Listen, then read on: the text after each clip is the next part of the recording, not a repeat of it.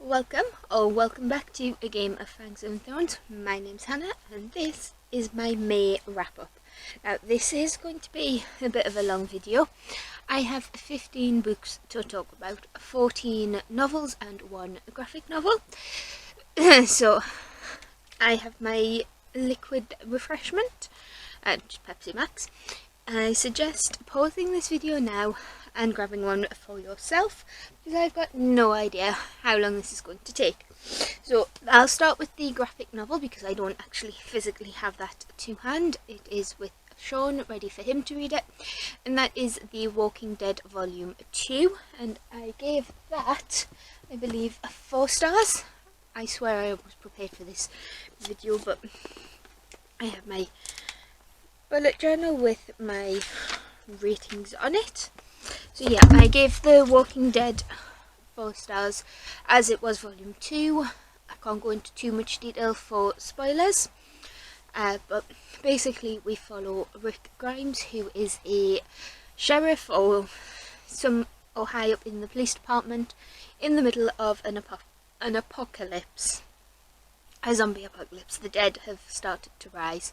What I like about this one is that it's almost slice of life in an apocalyptic setting.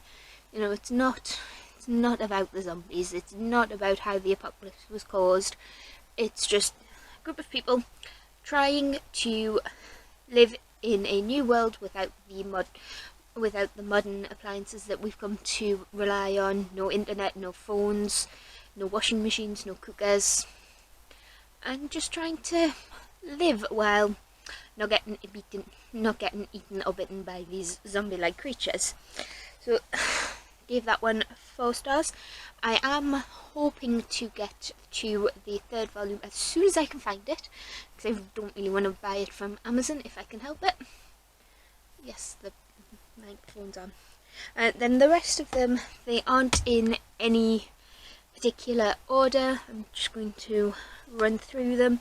I'll probably give a brief synopsis, but there are 2 or 3 that are at least sequels, so I'll try not to give spoilers. So the first book is Later by Stephen King. I gave this one 4 stars. More crime thriller than paranormal, but it does have some paranormal aspects to it. I gave it a 4 star because I did enjoy it, I just didn't love it, and I'm bringing in a new thing for these videos. This is the Unhaul box. Now the Unhaul box isn't a bad thing, it's just a box where I'm putting the books I'm going to unhaul, and it just means that I either didn't like the book, I don't think I'm going to reread the book, or in one case at least, there is a duplicate copy in this household somewhere. So I'll hang on to this one for now, because I did enjoy it and I think I will reread it. It is a fairly quick read, and it did give me chills, and I think it was a good introduction to Stephen King. It was nice and short as well. Next one is Tidelands, and I have the sequel, Dark Tides. Now these are both 5 stars. Now Dark Tides is the sequel to Tidelands. So Tidelands is the story of Eleanor in 1648 in the midst of the English Civil War. Now it doesn't follow the Civil War exactly, but it is mentioned. But this follows Eleanor and her family, who live in Sussex. They live in the Tidelands, which is a bit marshy, I would say. It's some of it's liquid, some of it's the sea, some of it's beachland, kind of deal. And Eleanor is a widow. She is a wise woman, but she describes herself as a herbalist. She's also a midwife, and she does odd jobs in the town, trying to keep her and her son and her daughter afloat because her husband has went off and left her. Now she meets James, who is a, now if I'm remembering right, he's a Catholic priest in the time where Catholicism was being persecuted. If you don't know, there was a period in English history where Protestants and Catholics didn't get on. At one point, Catholicism was the oh no, it's not Protestant, it's Puritan because it's Oliver Cromwell. Anyway, there's the Catholics and the Protestants. They've never got on. Great example for that is the Irish Revolution, if anyone wants to have a look at that. But basically this follows that time frame. James is a priest in the unpopular religion, we'll just say. And Eleanor is hiding him, trying not to let anybody see him, know who he is really there, why he's really there, because he goes as the lord of the town's tutor for his son. And the James, Eleanor and Rob the son all become inexplicable, they do become linked and 5 stars. Philippa Gregory is a bit of an author anyway.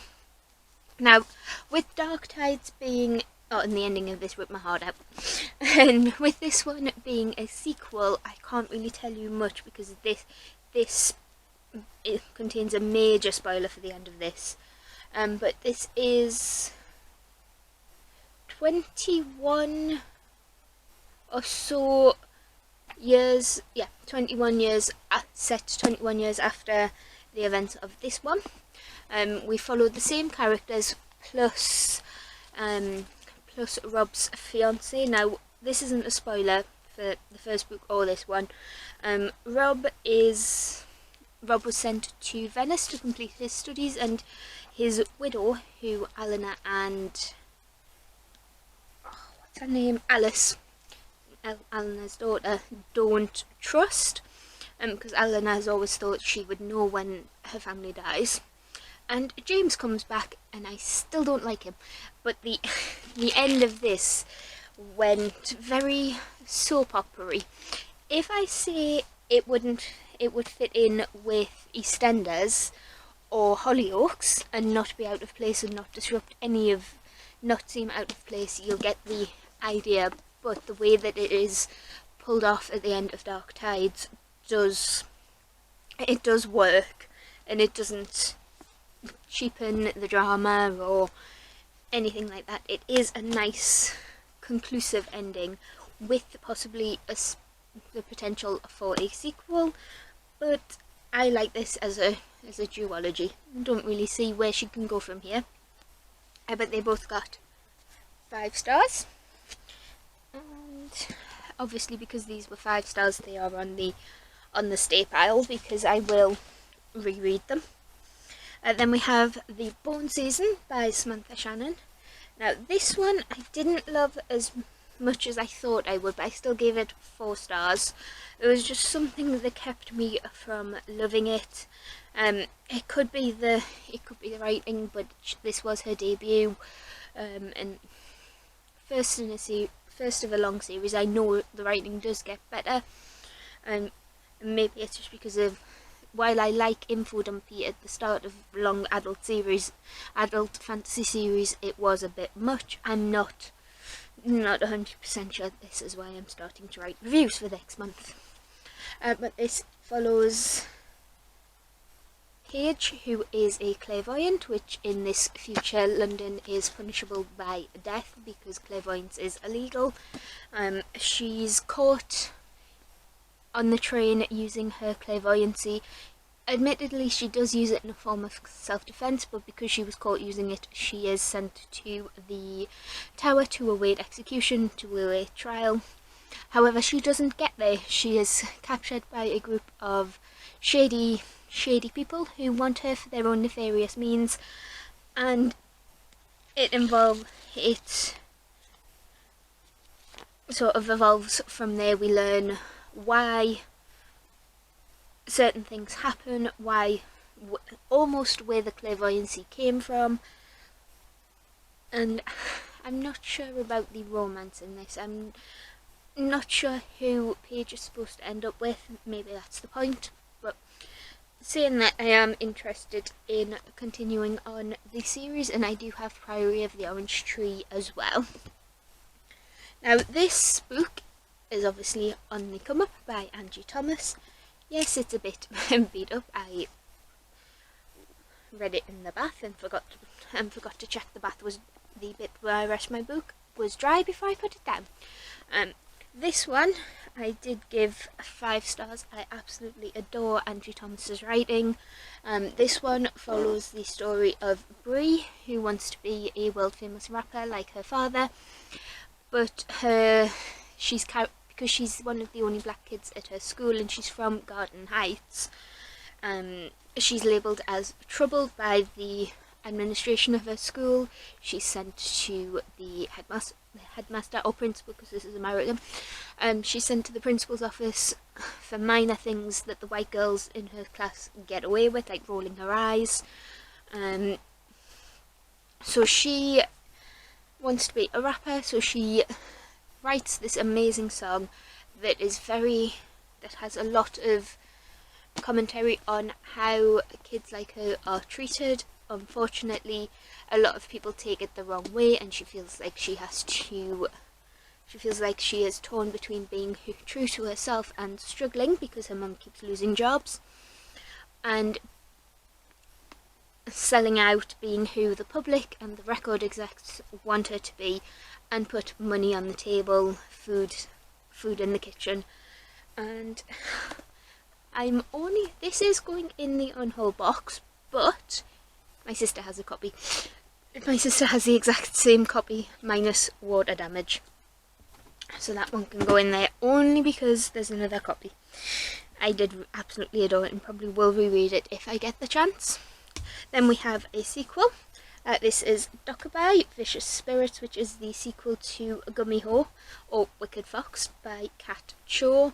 Now, with this being a companion / sequel, I can't really go into it too much, but it picks up pretty much a year or a couple of months after the events of Wicked Fox, which is just yeah. And Wicked Fox is the story of a Gumiho, Mi Young.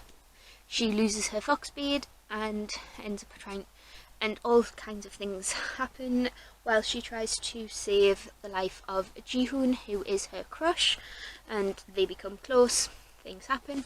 Now this one picks up after the events of Wicked Fox, but focuses more on Somin, who is Mi Young's human friend, and Juno is a handsome goblin. It does explain it.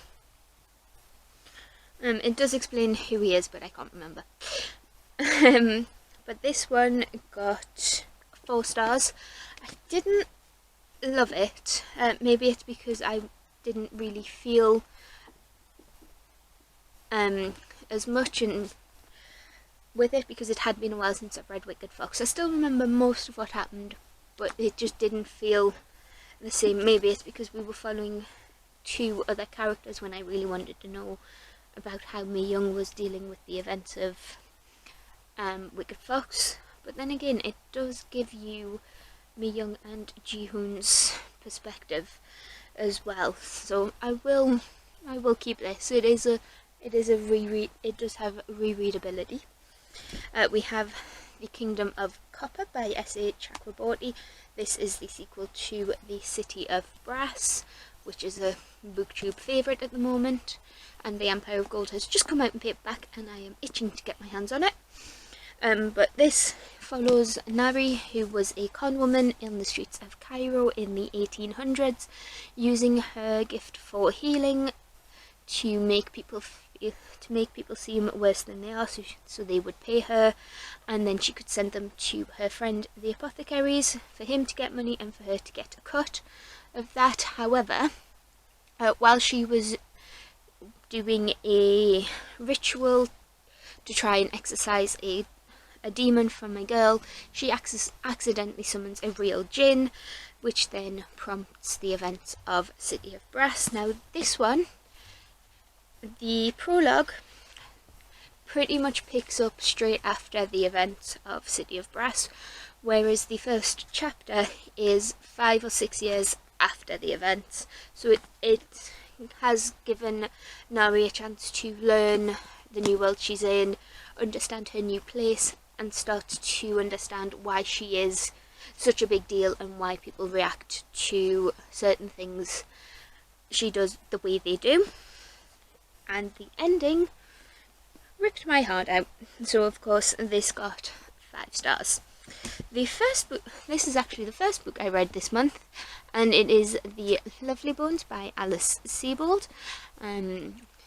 This follows Susie Salmon, who was murdered when she was 14 in the 70s, and this is her story of what she sees from heaven, how she's dealing with obviously being dead and what's happened, and also seeing how her family are dealing with this as well.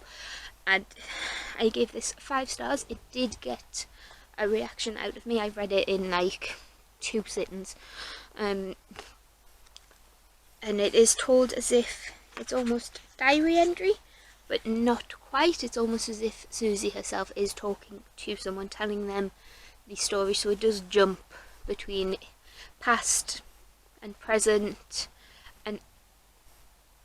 And Alice Sebold is a rape survivor herself, so just be aware that that is obviously, murder is a main trigger as well, but there is a rape scene in here as well.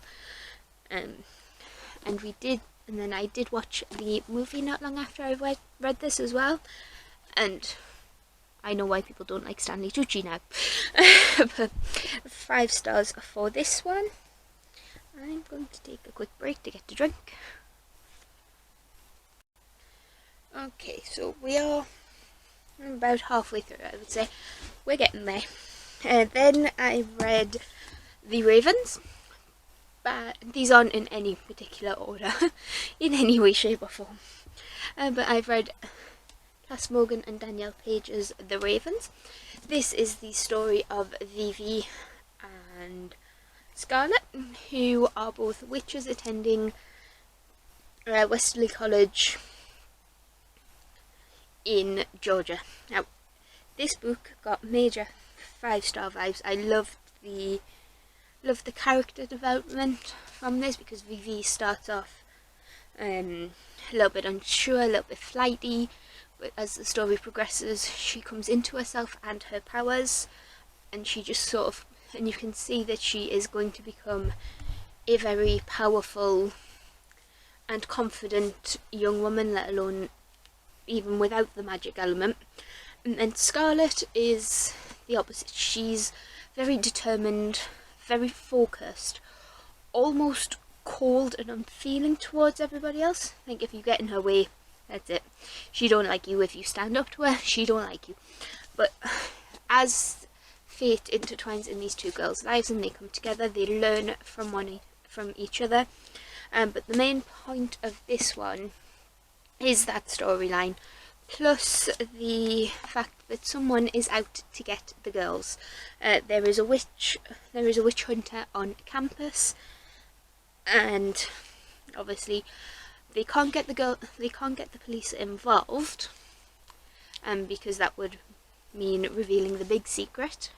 Nobody outside the sorority or ex-sorority members is supposed to know that these girls are real witches.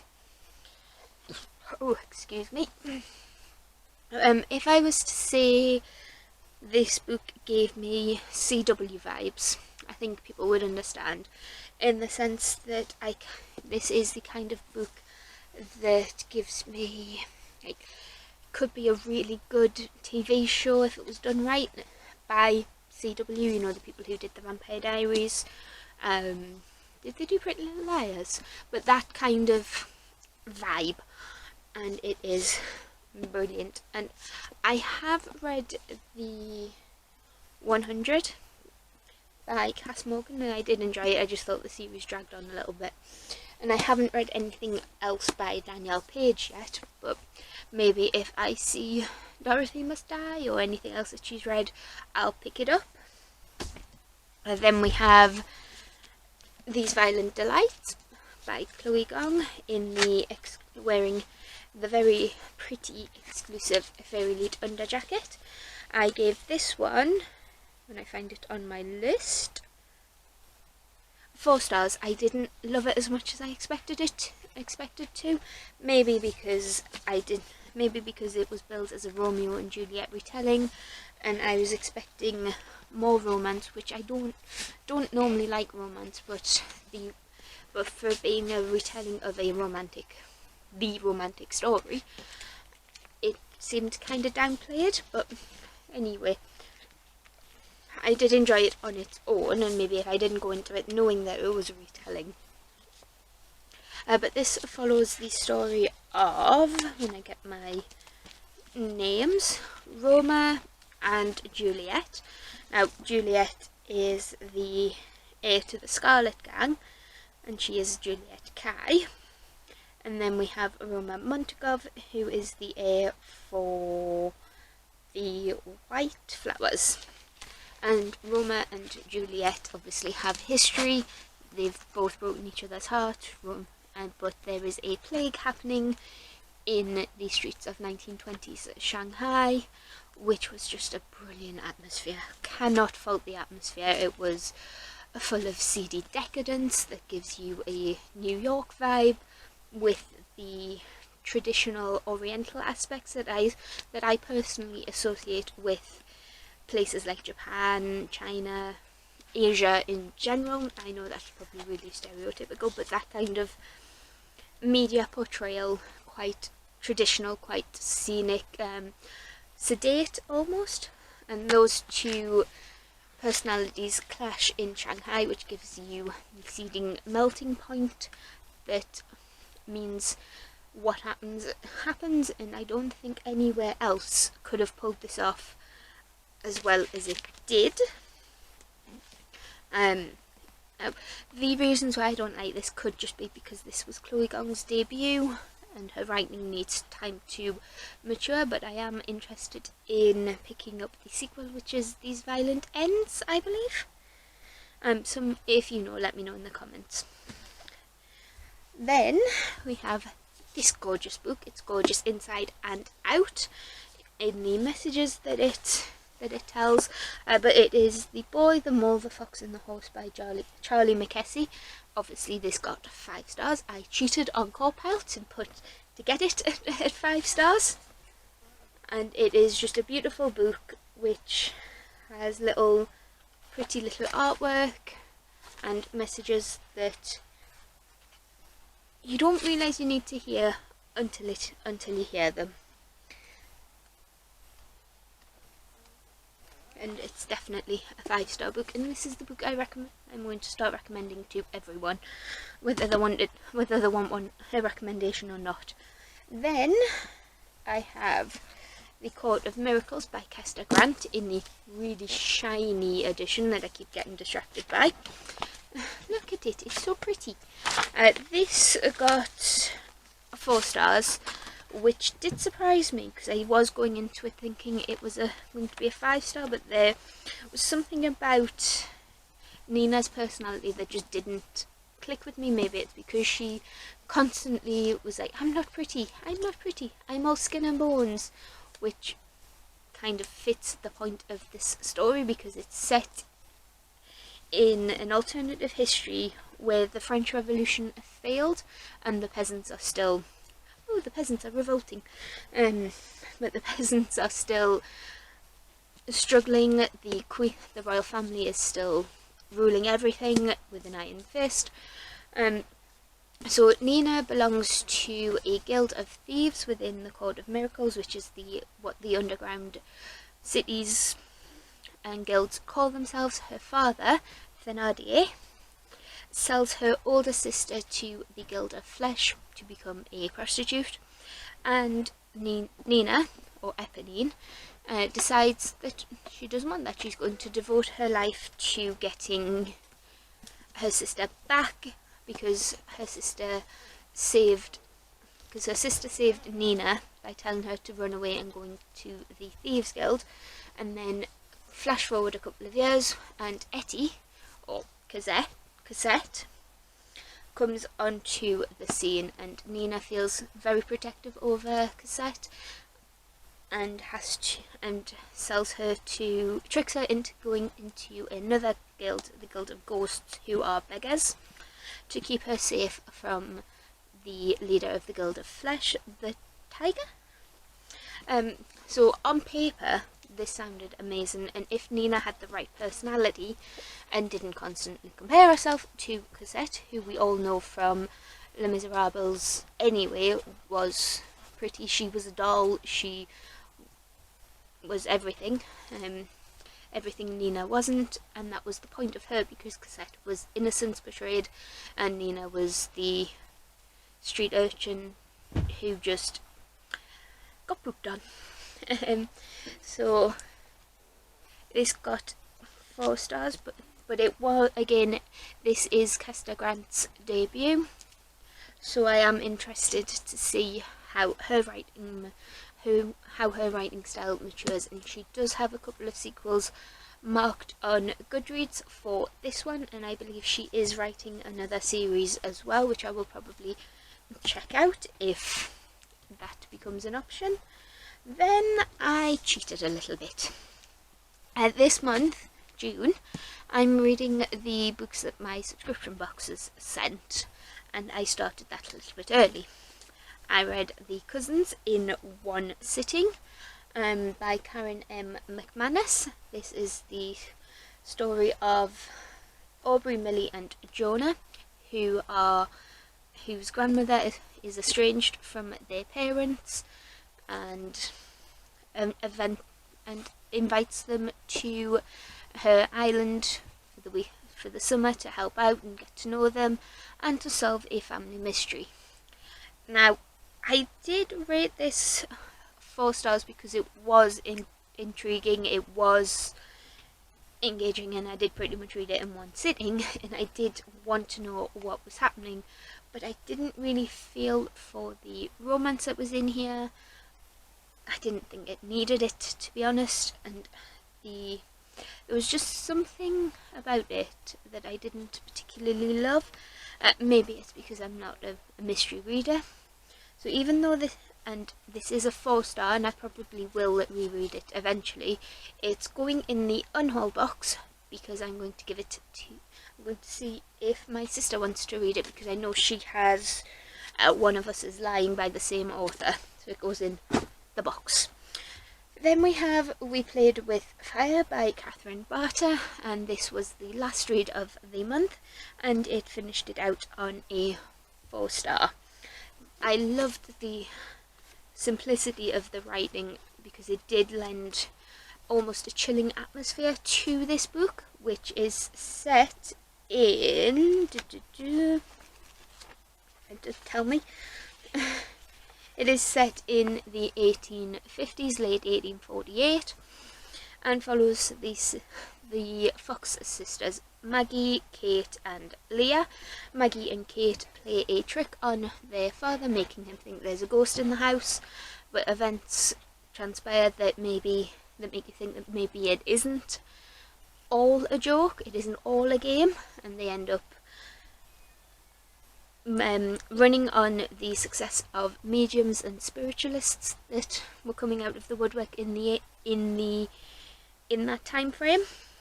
And the whole way through it, you're thinking, is this real, or is this or is it a hoax? And it is a bit of an open-ended ending as well that adds to the whole uncertainty of it.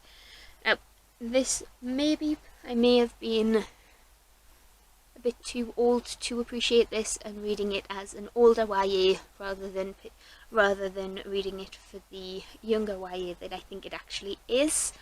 So maybe I was expecting too much out of it, but it did get 4 stars, and I probably will reread it at some point. And I think that's everything I have to talk about today. Now, I've got no idea how long this video is, and if you've reached the end, thank you. Hit that like button if you liked this, and hit that subscribe button if you want to see this and talk about these, and I'll see you in the next one. Bye!